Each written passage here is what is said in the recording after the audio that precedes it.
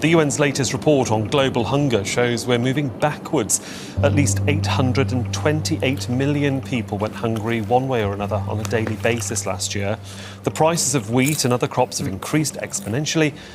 People's purchasing power is diminishing. They're getting poorer. Therefore, they eat less. So we are in a situation which I think there is no other better term than to call it a crisis. We've found ourselves living in a global food crisis. It's likely you're already feeling the impact of the crisis, whether that's seeing higher food prices during your weekly shop or finding limited supplies in the supermarket. Everything has gone up. Prices have skyrocketed. With regard to food shortage, yes, we did talk about food shortages, and it's going to be real. We're in the middle of a climate crisis, and yet we somehow need to feed a growing population at the same time. We have to make change. This cricket salad could be the key to solving world food shortages. They say it tastes like chicken. I've always loved anything with black ants because they have such a unique lemon pepper zest flavor. The end result is snacks. Whole roasted crickets or protein powder for bars and granola. It's a small step towards a big movement. Which is exciting. Global food crisis. Maybe you've heard of it. Good evening. This right here is an American supermarket store shelf. Food prices are skyrocketing in grocery stores around the world. And if you listen to world leaders, they'll tell you it's due to climate change. And their solution might surprise you. There are 1,900 edible insect species on the planet. According to the United Nations, this might actually be your future dinner. Let me explain. The people in charge of some of the most powerful organizations on the planet have determined that agriculture, specifically animal agriculture, is to blame for global warming. And global warming is to blame for the high prices of food as well as food shortages. And so, by switching our diets from beef, chicken, and pork to crickets, ants, and mealworms, we'll be able to stop temperatures from rising, lower the price of food, and possibly to even save the planet. However, on this show, we've spent a lot of time speaking with the food providers, aka the farmers. John, thank you so much for joining us. And their story is very different. Their story suggests that these high food prices and these food shortages have little to do with global warming, but instead, they are the direct result of an environmental policy that was conceived over 30 years ago. The gentlewoman from California is recognized. Thank you, Mr. Speaker. The Earth Summit Environmental Leadership Act, as this is known, presents us with an opportunity to follow up on the important work of the Earth Summit to develop its blueprint, Agenda 21, for global environmental action. Agenda 21 was meant to be the agenda for the 21st century. Very comprehensive document. If you read it, we're talking hundreds of pages, governing really every facet of life, everything from education to land use policy to economics to law. Every area of life was bound up in there. Agenda 21, the United Nations Master Plan for Humanity, was enacted in the year 2000. Today, it's more commonly referred to as Agenda 2030, as in the year 2030. Through this policy, the United Nations has established 17 Sustainable Development Goals, things like ending poverty and gender equality.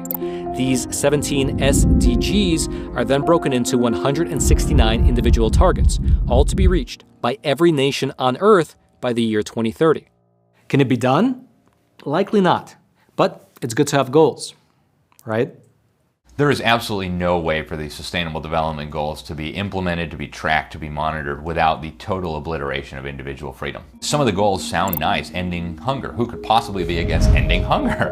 Right? The problem is when you set a nebulous goal like that, it requires total power from the state to be able to accomplish that. And of course, they will never accomplish that, right?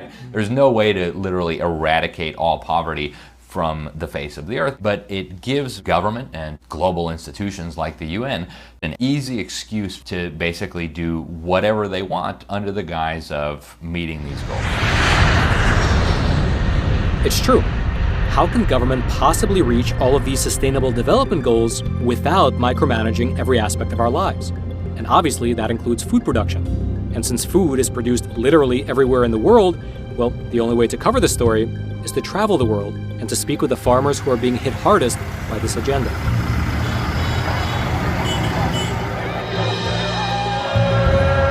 They're collapsing the current order in order to impose their new order. Look at the Netherlands, their prime minister allows his country under court order to go with this new WEF net zero agenda of stopping modern agriculture. Netherlands is the biggest exporter of meat in Europe. They're shutting down, not the big corporate farms, they're shutting down the small and middle-sized family-run farms.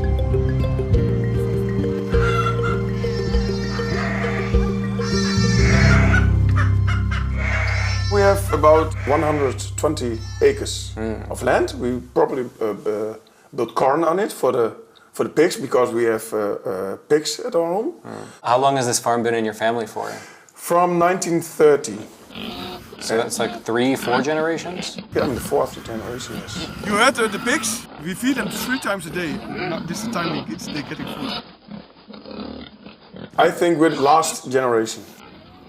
If it go on the way it goes now, there's not a lot of future for the farm. I don't think we can trust the government anymore because they want the land.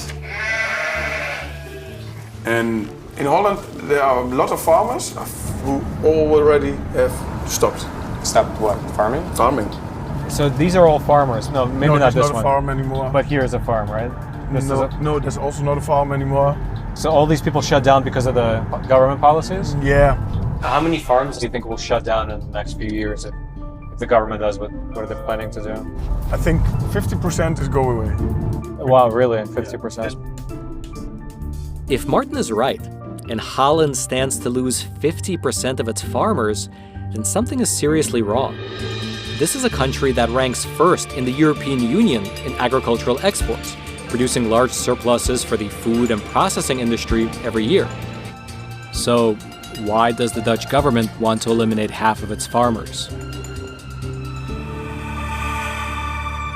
About a year ago, politicians were already discussing possible global food shortages. And yet, shockingly to a lot of people, the Dutch government floated this idea that would essentially wipe out 30 to 50% of the farmers here in this country. Yes. How could that happen?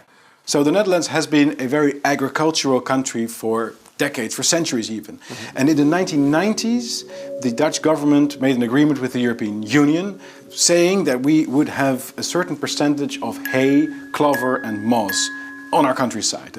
And then, of course, in the past 20 years, we had a great growth of our farming sector, which, as a consequence, mean that we emit more nitrogen oxide. And nitrogen oxide is a fertilizer. It's a natural fertilizer, which causes the countryside to change. And what Dutch politicians have then done, they've spinned this as bad for nature and bad for the environment. But it's not bad for nature or bad for the environment, it's simply that it changes a little bit. We get a little bit more trees and a little bit less clover and hay. So basically there was a choice for Dutch politicians. They could have said, look, European Union, we're really sorry, but we're not going to live with these absurd standards from the 1990s anymore. That was option A. Option B was to disown and expropriate 50% of our farmers. And that's what they've chosen. In 2021, the European Union's Natura 2000 network released a map of areas in the Netherlands that are now protected against nitrogen emissions. Any Dutch farmer who operates their farm within 5 kilometers of a Natura 2000 protected area would now need to severely curtail their nitrogen output, which in turn would limit their production.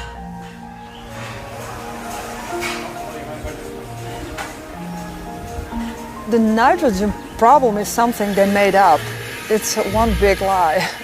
The nitrogen has nothing to do with environmental. It's just getting rid of the farmers. Do you guys drink the raw milk? Yeah. Yeah? Yeah. You think raw milk is fine? Did you see my son? Yeah. Oh, I gave him raw milk. What's happening to the farmers here locally? Are a lot of them selling shop?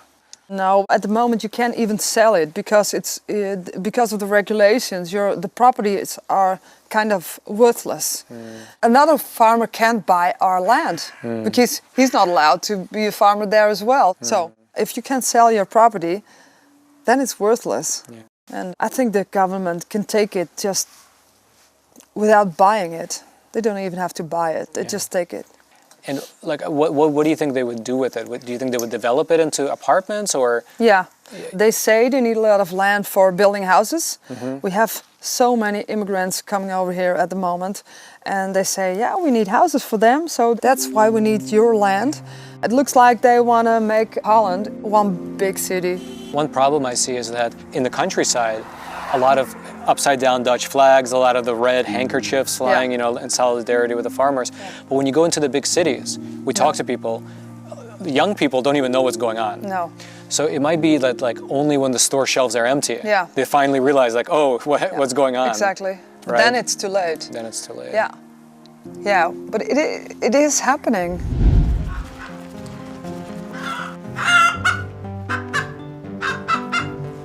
We have here a farm with milking cows and chickens, about 200 cows and 50,000 hens for the years. How are the nitrogen policies going to affect your farm? According to the map, we have to reduce half.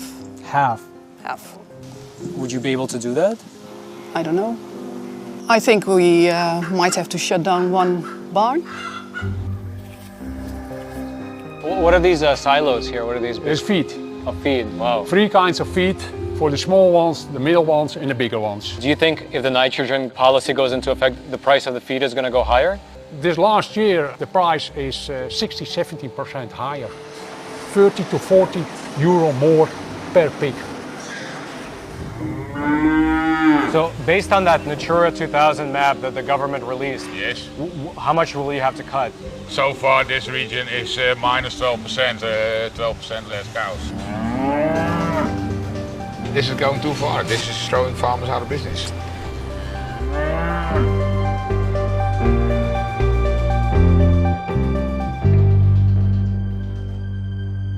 Can you tell me about your farm? Like, how many cows do you have, and how long has it been in your family for? For as long as I know. I'm the 6th generation of farmer. And how many cows do you have? I have 58 cows now. I know them all. We've been very good for them. If I hear screaming, I wake up and I go to the barn in my underwear. That's how it goes. It's not a job. It's 24/7. When they want me to stop being a farmer, they have to beat me to death probably. So I'll go somewhere else and be a farmer. Before we started filming, you were telling me about the government has a new nitrogen proposal. Yep. So what would happen to your farm if that goes into effect? The area where I'm in has to reduce 90 to 95%. 90 to 95%. Yeah. So what does that mean? How many cows are you going to have left? 6. 6 Easy counting. You cannot make a proper living with 6 milking cows. So this is what? This is about, you said 58 cows? Or and so again, if the nitrogen rules go into effect, 95% of these cows you have to get rid of. Yeah, 90 or 95. They want me to produce less nitrogen.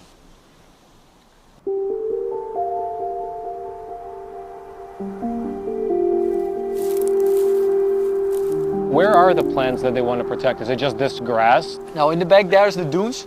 They're on the coastline. Yeah. That's the Natura 2000 area. What on the dunes are they trying to protect? There are some plants that can't handle the nitrogen. So if it has too much nitrogen, this plant just dies, or yeah, what happens?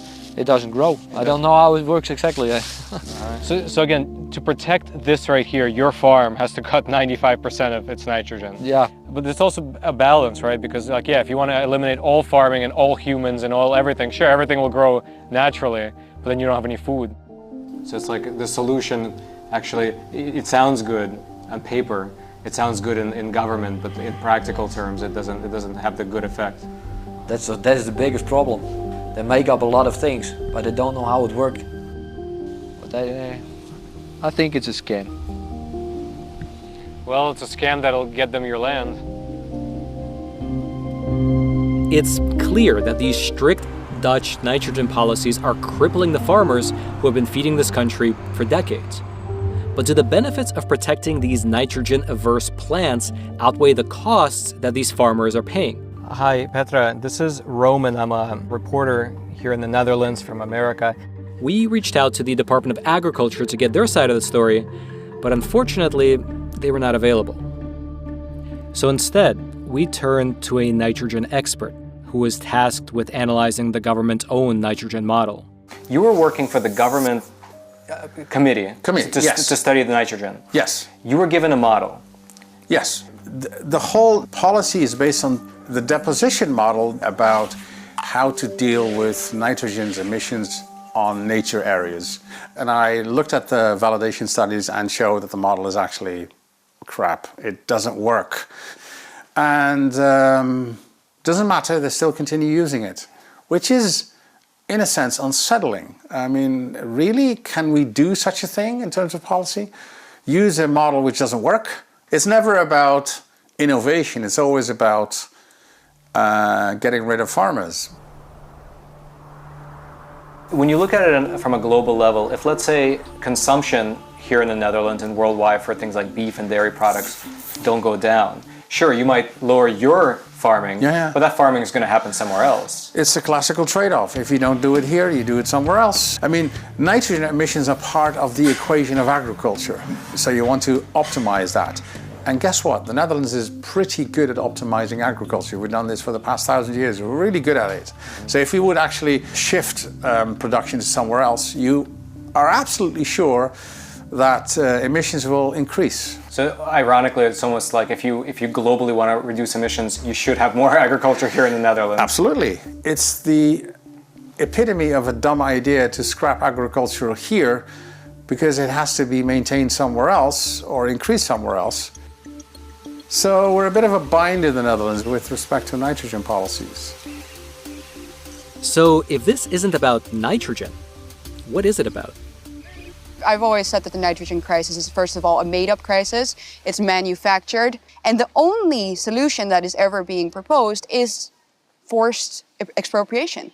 So it is the government that will take hold of their land. What do you think some of the reasons are for the government trying to take the land from the farmers? We have a housing crisis in the Netherlands. As you know, this is a very tiny country. We have a lot of people, and we have a growing population because of immigration.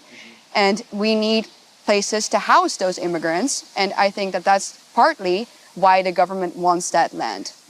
They need houses, and they need to build houses, which is funny because apparently building houses is also what emits nitrogen, but that's not the people they're coming after. They're coming specifically after the farmers because they want the land. So that is the ultimate goal. What Eva is saying makes a lot of sense. As the world gets more populated, land obviously becomes more valuable, and thus he who has the land has the power. In America, government support for Agenda 2030 is strong, but this country was founded by farmers, and land ownership is the key ingredient which protects the American people from government rule. What did the Founding Fathers envision property rights to look like in America? The concept in America is self-rule, that we the people will rule our government. And our Founding Fathers understood that the small landholder is the most important part of the state. The idea was that the land would be distributed among the people so they could always control their government. California has developed a 30 by 30 plan. They're pushing 30 by 30 in the state. And this is their map of protected areas. I'm here today to advance an effort to preserve and protect over 30% of the state's lands. On October 7th of 2020, California Governor Gavin Newsom signed an executive order which made California the first state in the nation to commit to a 30 by 30 goal. It was a pledge to put 30% of the land and water in the state under government control by the year 2030. 30 by 30 by 2030 is the mandate. The ultimate agenda is that there is no ownership of land, so that we don't own anything. We either own property or we are property. That's really what we're fighting from the global governance perspective. They have to eliminate our ability to control our government, which means they have to take our land.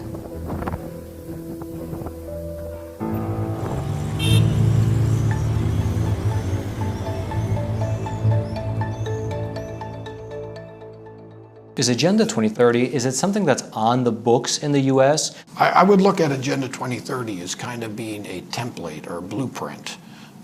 There is no specific law that says this is Agenda 2030, we're going to put it and codify it in law. What they do is they looked at what laws currently exist The Clean Water Act was passed in 1972.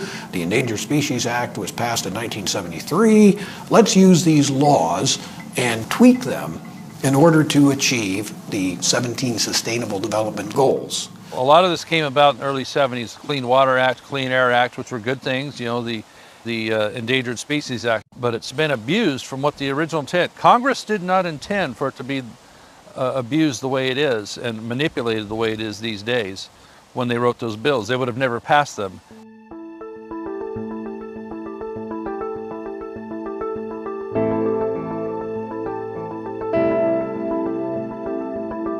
You mentioned the Endangered Species Act, how that's used to take land. Can you sort of explain that a bit more? What you'll find with the Endangered Species Act is that in order to protect a species, sometimes you have to protect habitat. That's land. So in many cases, you'll see environmentalists employ the Endangered Species Act to close off development. Copco and Iron Gate are the only two deep water lakes in the Klamath system.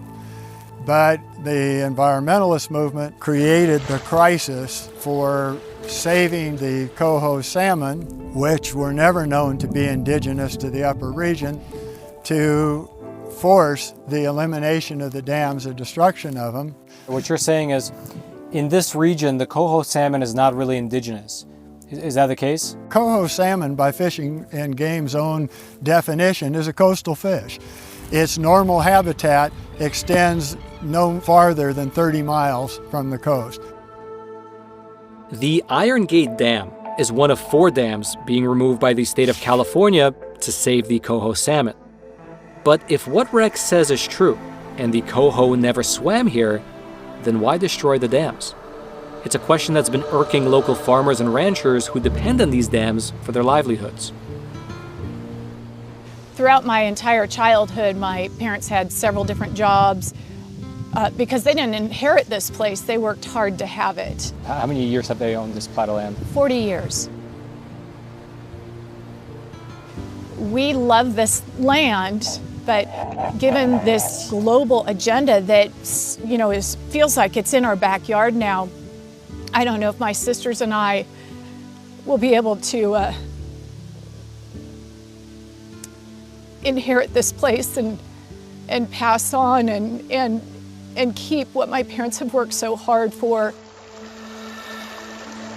If and when those dams are destroyed, it will shut off the water that we have rights to. It's going to totally impact our livelihood. I think it's criminal. What the State Water Resources Board is telling us is that they want to see the coho in this river. But there is no historical evidence of the coho ever being here. They're using a picture of fish that look like salmon. And that's their only best available science, that coho existed here.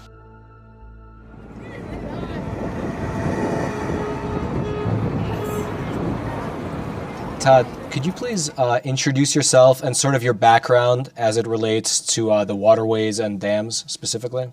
My name is Todd Myers. I'm the Environmental Director at the Washington Policy Center in Washington State. I have worked on salmon recovery issues for more than a decade and environmental policy for more than 2 decades. I actually personally have voted to fund removal of part of a dam to open salmon habitat. So I've looked at this from all sides of the issue. The dam removal project that's happening right now on the Klamath would be the world's biggest, right? And it's actually set to start either this year or next year. From your experience in salmon recovery, is there a way to achieve the goal of helping the coho salmon to recover without tearing out those dams? Yeah, removing dams is not a panacea. There are lots of other things that influence salmon populations. Here in Washington State, a decade ago, we removed 2 dams on the Elwha River, and it was claimed that the populations would recover and that we would be fishing again by now. And in fact, the populations over the last decade have basically been the same as what they were the decade before the dams were removed. That's because there's lots of other factors that play into salmon recovery. And I think too often people become fixated on sort of the romance of destroying dams, and that becomes the overriding interest, where other projects that might do much more for the environment never even get assessed because we become so fixated on one approach. What lends to that? What lends to people just wanting to tear down dams and not listening to, for instance, your take on it, your opinion that there's so many different options that can be done that wouldn't be so extreme? I think this is a problem fundamentally when you make environmental policy more about politics than results. These dams are coming down, and it's about damn time. The benefits to politicians and to environmental activists are sort of like identity politics. They see themselves as environmentalists, and so they want to express that in very, big ways, essentially virtue signaling, right? The largest dam removal project in U.S. history. Tearing down dams is very dramatic. The more dramatic, the better. But if something doesn't work down the road, right, the Elwha, it's been a decade, we're not seeing the salmon recovery that we expected. And so as a result, we probably should have done something different. Well, is anybody held accountable, right? All of the people who promised that we would see salmon recovering, that we would see, harvestable levels of salmon. Has anybody been held accountable for screwing up? No. In addition to dam removals, the state of California has also enacted emergency drought regulations threatening to prohibit ranchers from using their own groundwater. My husband and I bought a little ranch when we got married 7 years ago, and we run cows on that ranch. We're in a real pinch right now as cattle producers in Scott Valley, where as of last September, the state water board has introduced some new emergency drought regulations that are threatening to curtail 100% of our irrigation water that we pump out of the ground. This is all being done in the name of saving the coho salmon. If this continues down the path it's going, what do you think will happen to your farm? My property right now doesn't have a lot of value without the water rights that go with it. Water is what makes everything work. In Scott Valley, you can't do anything without water. And so we would have to move, because if we can't ranch in Scott Valley, there's nothing else to do. It seems like the salmon are not technically endangered anywhere. You can find them in stores, you can eat them, yet they're invoking the Endangered Species Act to essentially take away your water rights. Do you feel like the salmon is the real reason, or is there something going on behind the scenes? It's definitely not about the salmon. It's about control of water. It has nothing to do about fish. This is all about rewilding, regardless of the impacts. This is a consortium between Department of Water Resources and California Fish and Game. They are moving to secure all of the control of all the water as we speak in the state of California, now including groundwater. Water is the thing. Water is the thing that these globalists are going to use to control everything, because we all can't live without water. Yeah, they have the 17 Sustainable Development Goals. Water is one of them, but every goal has a bunch of sub-targets, right? Right. And in order to achieve them, you do have to essentially micromanage people's lives in order to measure their water usage, etc. Right? It's in the targets that they get more specific. So if you need permission to flush the toilet or brush your teeth or drink a glass of water, you're beholden to their control.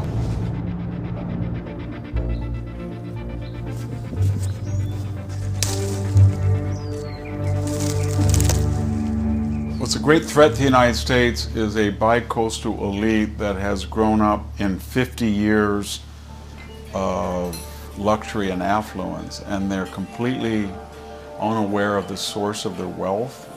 They don't know that the consequences of their ideology will make less energy, less food. They feel that they do not want to have oil-based nitrogen fertilizers or pesticides, and they don't need to be intensively farmed for great production. Sri Lanka is doing it now. They're banning chemical or synthetic fertilizers and pesticides. They used to have double the GDP per person per capita income of India. Now they're starving.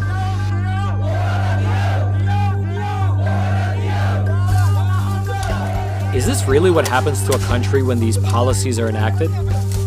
Can implementing Agenda 2030 really lead to the collapse of an entire nation? Sri Lanka is located in South Asia, just off the southern coast of India. The Sri Lankan countryside is made up of collective villages filled with small subsistence farmers with unique challenges. Like, for instance, having to climb up into tree houses to sing the ancient songs of their ancestors to keep elephants from rampaging their crops.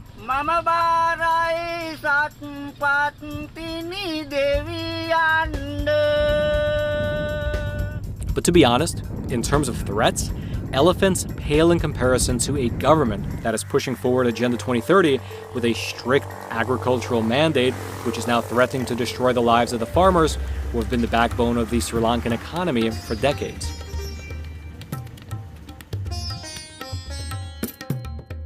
Rice is our main staple, and in 1950s, early 1950s, we have been importing 60% of our rice requirement from other countries. So then moving forward from 1952 all the way up to 2020, a lot has changed, right? Lots of changes. Our farmers started using synthetic fertilizer in 1952, and that helped us to achieve a very high yield. And starting from 2008, we have been producing more rice than we can consume. In other words, there was a surplus. That was a leap jump forward. Imagine that. Through sheer ingenuity, hard work, perseverance, and scientific discipline, the Sri Lankan people developed a paddy rice crop that was among the highest yielding in the entire world, allowing them to not only feed their own people, but also to export the crop to surrounding countries, making some much-needed money for the national treasury in the process. But this path to prosperity, as well as the food security of the whole country, was inextricably linked to the use of nitrogen-based fertilizer. More than 90% of the farmers are using synthetic fertilizer. Let me let you know why fertilizer is required. If you want to get 5 metric tons of rice, the paddy plant requires about 105 kilograms of nitrogen. If you don't put those nutrients into the soil becomes infertile. You need the fertilizer to make sure the required amount of nitrogen can be supplied to the plant. If not, you will not get the yield.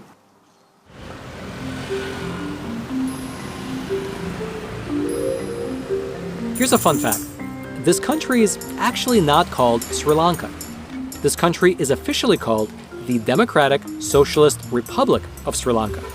And as an openly socialist republic, the government and the president who is in charge of the government can make sweeping changes to the entire country on a whim, which is exactly what happened. The government of Sri Lanka banned the import of artificial fertilizers, pesticides, and weedicides. Overnight, the Sri Lankan president, Mr. Gotabaya Rajapaksa, banned the use and import of chemical fertilizers. The entire Sri Lankan rice paddy crop had been bred for 6 decades to work symbiotically with chemical fertilizers. And so taking away the fertilizers without any sort of a transition process was like taking out 2 legs from underneath the table. The result was obvious. Sri Lanka has officially defaulted on its foreign debt. The country's worst ever economic crisis since independence. The country today announced that it is defaulting on its debt worth $51 billion. Protesters holding President Gotabaya Rajapaksa responsible for the nation's economic meltdown. Motorists, tuk-tuk drivers and taxi drivers queue for fuel in this queue that I hear is stretching 4 to 5 kilometers. This is a scene that is now synonymous with the worst economic crisis in this country in decades. How did it happen that the president just like this just banned fertilizer? It's a good question. Some NGOs, some are crazy for the natural environment. They have convinced the president you can do 100% organic, and apparently he believed it. I realized this is going to be a huge problem with irreversible damage. We waiting for the queue, very big queue. Sometimes 2 days, 3 days I waiting for the fuel. You would wait for fuel for 2 days? Yeah, it's a queue. You would sleep in your car waiting for fuel? Yes, it's a very bad situation. Before 1 liter price is 138 rupees. Now 1 liter 540. Food, agriculture items, chemicals, everything is price is increased. People are going to extra work. So you mean like one person would get 2 jobs? Part jobs. It's a very bad situation in Sri Lanka. A very bad situation, to say the least. In a couple of short months, Sri Lanka went from a robust agricultural economy with a food surplus to a massive economic crisis that resulted in food and fuel shortages and rising inflation that forced its citizens to work up to 5 different jobs to make ends meet. All because of one new law, unilaterally enacted by its president. And the more we spoke with the people of Sri Lanka, the more dire the situation seemed. Overnight, they decided to go with a different organic fertilizer. Overnight. How bad did it get? What kind of shortages did you guys have? Our crops suffered. A lot of us were struggling without basic things in the supermarkets because the farmers weren't producing anything. How long have you guys been farming here? 50 years. 50 years right here in this land? Yes. What kind of vegetables? Red radish, cabbage, leeks, carrot. When the president said no more chemicals, what happened to your farm? My economy fell down 50%. Your personal economic situation fell by 50%. Before we got 10,000 kilo. Now 4,000, 3,000. Of vegetables. So you went from 10,000 to 4,000.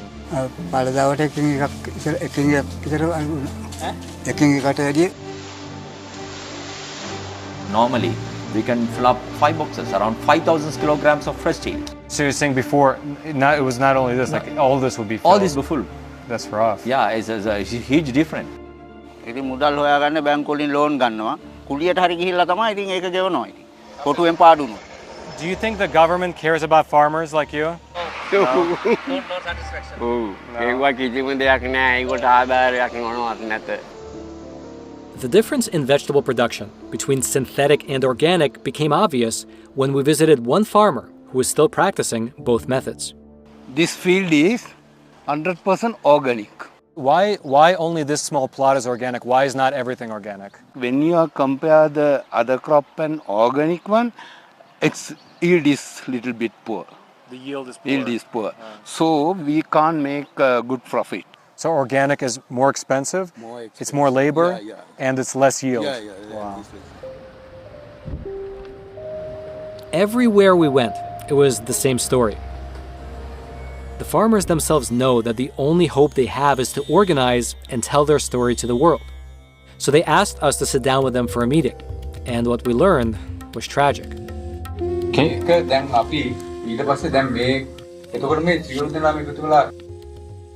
ඒගොල්ලන්ට කිව්වා ඒගොල්ලෝ කිසිම කෙනෙක් ගැහුවේ නැහැ මේ. දැන් අපි කොහාටද යන්නේ? නේද? සම්පූර්ණ ගොවිතැන පිළිගන්න. අද අපි ඉන්නේ ජීවත් වෙන්නේ අපේ දඩපාවල නඩත්තු කරන මට්ටමක නෙමෙයි. තව ඉස්සරහට යන්න මේ තත්ත්වයට ගියොත් එහෙම අපිට වහබොන්න වෙනවා. Is a lot of that happening? A lot of farmers committing suicide?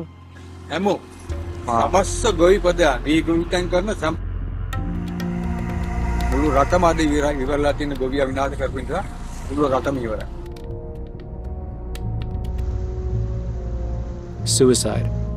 Independent farmers in Sri Lanka are taking their own lives as a direct result of Agenda 2030. And for what? What is so threatening about synthetic fertilizers that's more important than these farmers' livelihoods, and in some cases, their lives?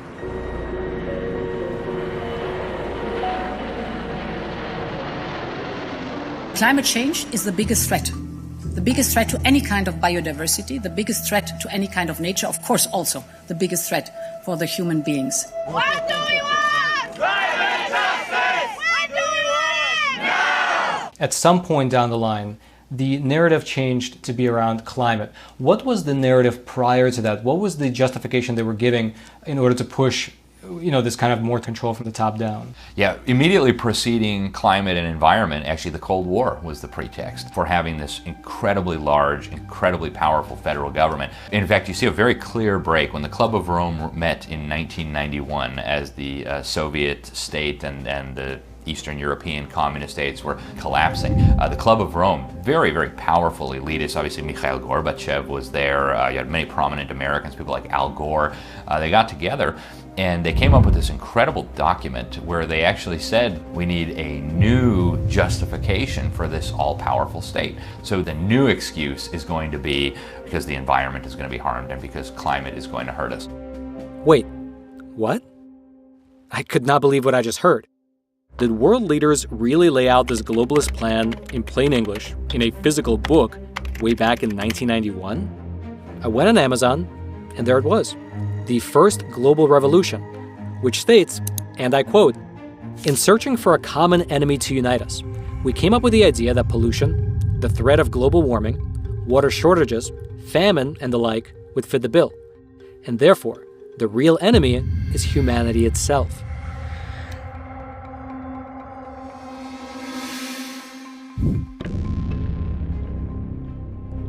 The science is clear.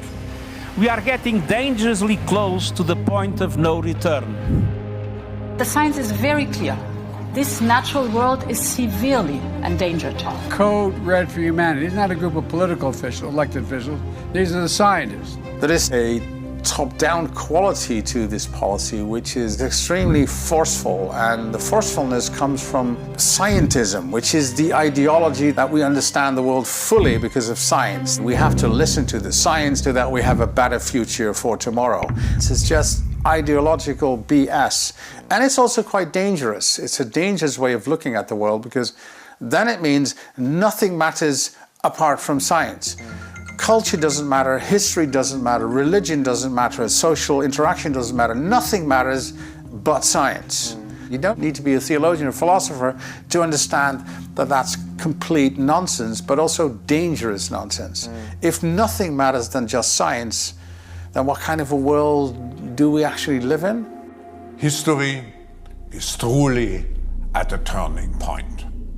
In times of crisis, the role of governments is more important and more relevant than ever. The World Economic Forum is actually a critical part of implementing this UN agenda. Some years ago, they became a strategic partner of the UN in the implementation of Agenda 2030. And then you start looking at the connections between the World Economic Forum and China. Klaus Schwab and Xi Jinping, they're like old buddies. They put out press releases about how much they love each other. So you've got the super capitalists represented by the World Economic Forum. And then on the government side, you have communists. Right? After Agenda 2030 was adopted, the Communist Party in China put out through all their propaganda organs, they said, we played a critical role in this Agenda 2030. You had Javier Solana, the head of NATO, saying this was going to be the next great leap forward. Right? The last great leap forward in China killed millions of people. Why would we want another one of those? That's crazy.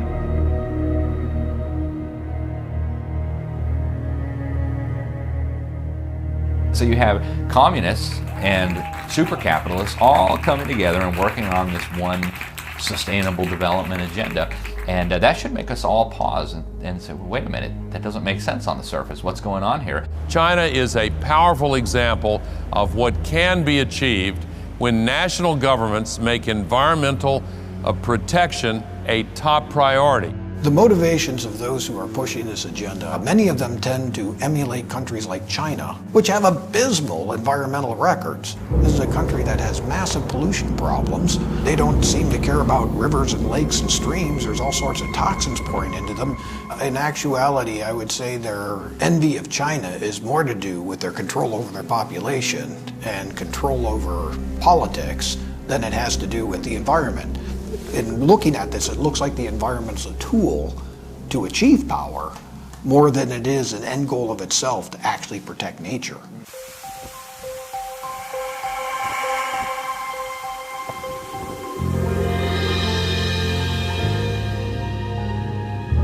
It's about climate. It's about protecting native plants, human health, indigenous species. It's about clean water.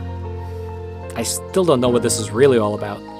But there's no doubt that there's a real attack on farmers happening on every corner of this planet, which logically poses one very obvious question. If you get rid of the farmers, you still need to eat something, especially protein, right? Maybe they don't want the food production like it is right now. I mean, we produce potatoes, and we produce milk, and we produce meat, and maybe there's a government who doesn't want us to eat anymore that kind of food. Instead turn to what? Well, insects, bugs, I don't know. There are these new projects where insects are grown. The people who are getting kicked off the land, are they, like, some of them talking about moving to insect farming? No. I don't know any farmer who now works with cows who wants to be an insect farmer. Absolutely not. Yeah. It's like a nightmare thing. Even as a consumer, I think. Yeah. I don't want to eat insects. Yeah, no. I don't know if they're good for me. Yeah, me neither. But in case you haven't heard, insect farming is now a thing, and even Iron Man is on board. This looks like I could make cocoa with this. What is? That's an insect-based premium protein. It's made from molitor, which is mealworm larvae. The company is called Insect. Just been approved by the EU for human consumption. And like Ninki mentioned, the insect craze is catching on here in the Netherlands as well. What are you sort of seeing right now in the Netherlands? Are you seeing a lot of farmers moving towards insects? That would be a fantastic scenario, but at this stage that's not yet the case. Hey, I had a question. I'm in Amsterdam right now, and I was talking to a company here called Bugs. They said that you do cricket catering and stuff like that. Yeah, so we produce meatballs, burgers, shawarma, that sort of stuff from insects. And we sell to restaurants. We have 8 restaurants currently that have our products. And then we supply to catering companies. Hey, I was speaking to a company in Rotterdam, and they told me that you actually farm insects. Yes. Do you think more farmers are going to start to go down the same road? Maybe, but in Europe it's quite difficult to change the consumers to insects. No, it's not going that fast as we expected when we started. Would it be possible for me to come by? Because I'd love to see like what an actual farm like that looks like. Distrobugs is an insect food producer, owned and operated by Jurt Coopers, who promises that Distrobugs is doing everything they can to remove any ignorance and resistance to bug eating. These right here are the mealworms, right? Yes. Obviously. And then these right here are the crickets. Yes. How many farms in the Netherlands currently farm insects? I think about 20 mealworm farms, and crickets I think about 8, 9 at the moment. Oh, so it's not that many. Not that many, no. Do you think there'll be more farmers switching over to farming insects rather than farming, beef or cattle or sheep? Yes, I think there will be a lot of new farmers who will produce mealworms and crickets. So you feel like this is a kind of a growing industry? Yes, it's a growing industry. The insects will come inside after that door. We cook them in this kettle here. Oh, it's... At the moment we can process about 500 kilograms. Really? Yes. That's significant. Yes. Yeah. But it has to be more. Yeah. It tastes just like sunflower chips. Yes. We can put insects in all products. We make meatballs, burgers, sausage rolls, and pasta, bread, smoothies, and shakes, etc. So this right here is sort of the future of food. Yes, this is future of food. So let's say somebody watching this is against the idea of eating bugs or insects. What would you tell them? Everybody has to make their own choices to eat it, yes or no. At the moment on Twitter you can see some news about it. You get cancer from mealworms, you get cancer from insects, and nobody knows. So I hope we can push a lot of products into the market. But it's a push market, so we have to push. Today, the European Commission has officially declared mealworms to be food. It could be a game changer for insect farmers. They're now hoping to grow their businesses and turn insects into another source of protein for Europeans, even if just a niche one. There's this top-down globalist idea that certain Western countries have diets that they do not approve of. In other words, they're more meat-based, and they feel that humans don't need meat-based protein. And they want to either force people to follow their paradigms, or they want to buy or accumulate farmland, and that's how they're going to farm it.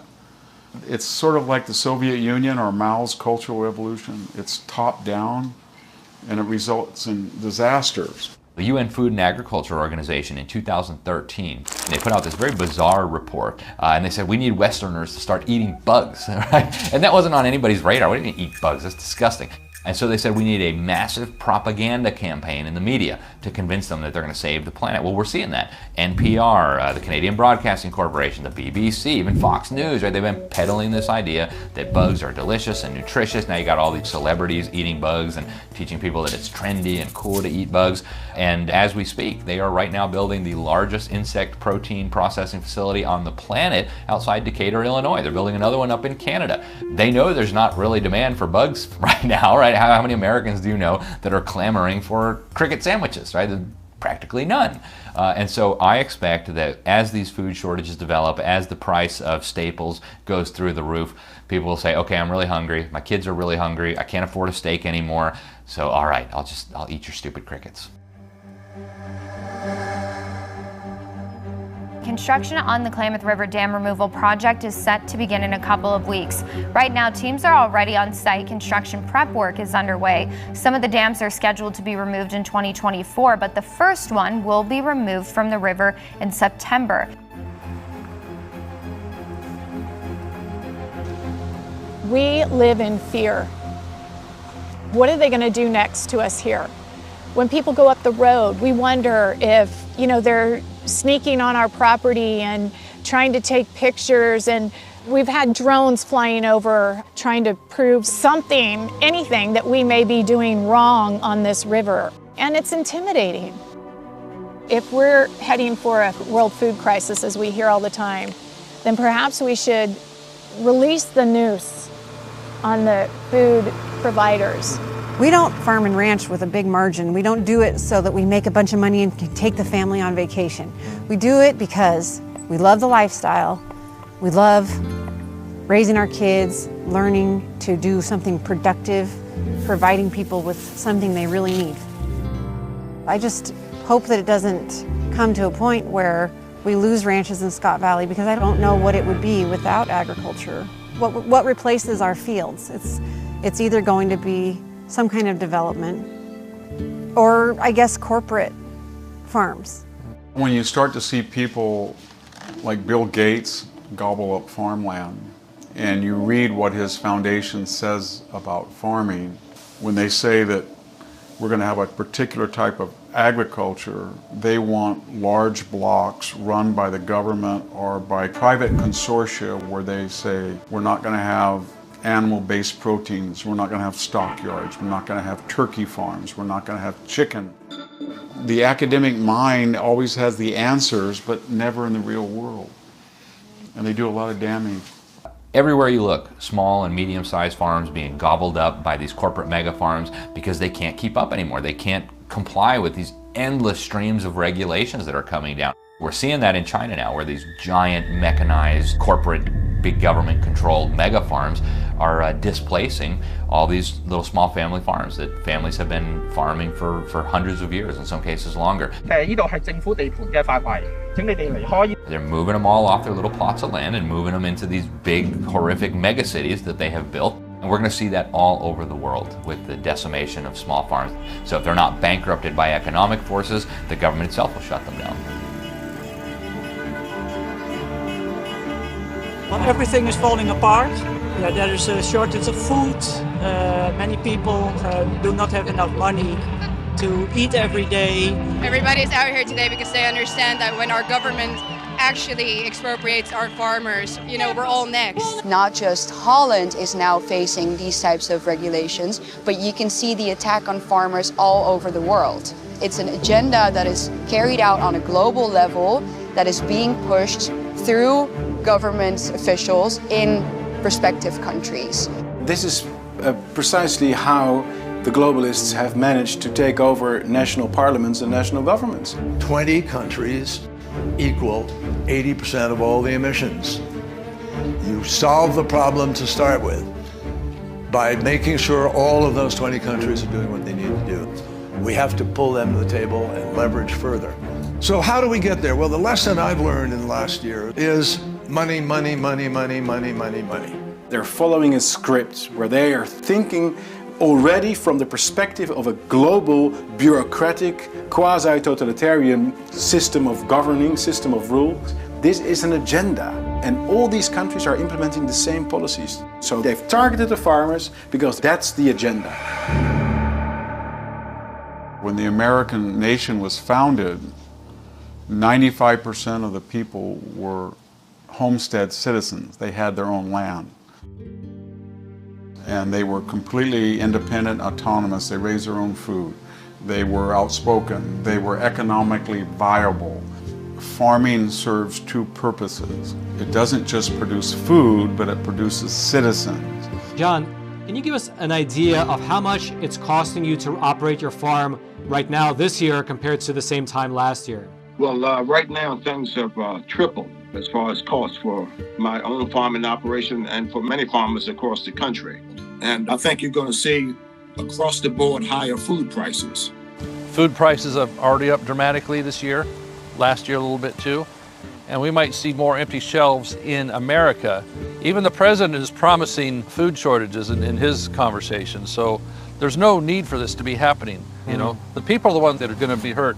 You know, not just farmers, you know, trying to make a living. It's going to be the food supply of this country, which is a staple of our security of our nation, being able to grow the grain and the crops that we do, that not only supplies us, but our allies and other trading partners around the world. We have 8 billion people on the planet now, and that's sustainable if they allow agriculture to continue to be mechanized and genetically altered. And I don't think they understand that if they tamper with that, you're going to have people go hungry. We are headed into, I think, a time of very significant food shortages. Can we expect to see massive increases in food prices next year? Oh, no question about it. So I think the end goal of the war on farmers that we're seeing, which is guided at every step by the Sustainable Development Goals and Agenda 2030, is going to be a total consolidation of agriculture, a total consolidation of the food supply, and as every communist tyrant of the last 100 years has understood, if you control the food, you control the people. I think that's ultimately the end goal.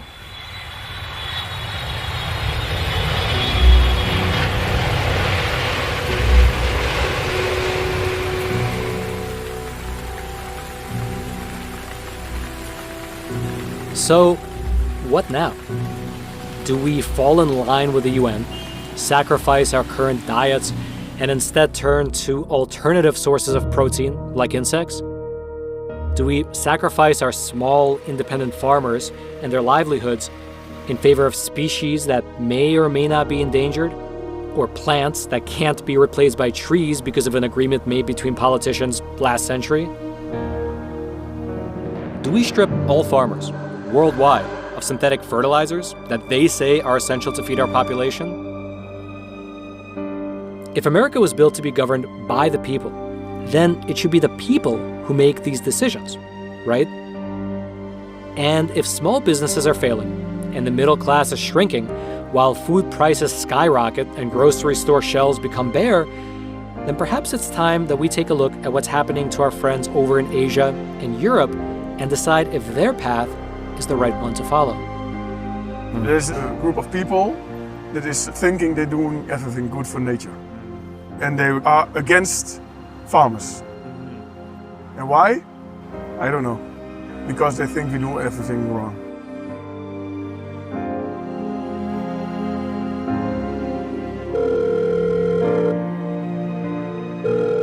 Hello, how are you doing? Sadly, very, very sad.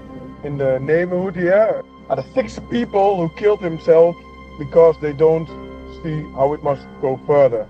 Mostly are cow farmers. Yeah, the government in Holland They're crazy, they're f***ing crazy. I hope that you can tell in your story about the anger and that people don't know what to do and they finish with their own lives and everything. Yeah, you can tell that to the world. The reason that so many people are suddenly so interested in what's happening over in the Netherlands is because the policies being pushed there are very similar. They, in fact, quite literally mirror the policies being pushed here in America.